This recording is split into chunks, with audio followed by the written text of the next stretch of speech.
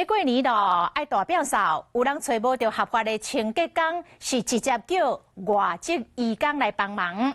有一个印尼籍的移工来投诉，讲伊本地的工课是照顾阿公，所互叫起，甲其他5个家属来斗拼厝内，而且拢无加发薪水予伊，安尼敢会使咧？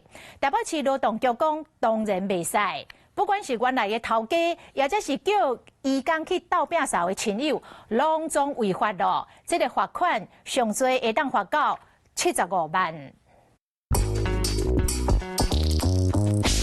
混情个济，提倒部几年前大表嫂厝内每一个所在拢爱斟酌拼过，毋过家己扫乃会扫会完，清洁公司佮意有专满，即马就有人想空想胖去想着义工。那个一个圈有5个人，所以他说那个什么帮我那个照顾阿公帮，可是我的这个是照顾阿公，可是他说那个帮他那个打扫那个圈，每天都要扫，然后又要照顾阿公。对。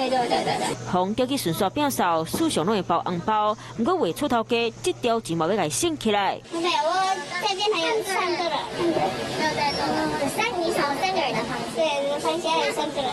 没有多给钱，没有，可是工作变多了，对不对？对。最常发生的就是亲戚兄弟姐妹，这是最常的，可能洗地板啦、擦窗户啦、等等这些。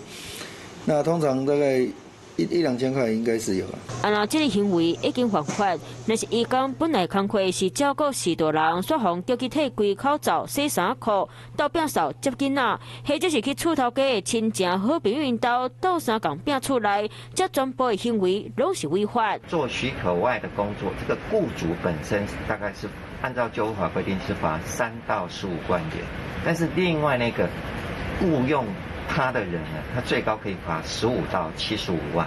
重点就伫咧请的人，袂当叫义工去做含申请内容无关系的工课，不管敢有加汇钱，或者是义工私底下去接课，都拢袂使。几年前找无正牌清洁人员，千万唔通冒险，若无得违法，互罚钱。Hello， 大家好，我是乃瑜，要教给大家2个任务。第一个，华视新闻的脸书专页，你按赞了吗？还有华视新闻的 YouTube 频道，赶紧订阅起来，还要记得按赞，开启小铃铛哦。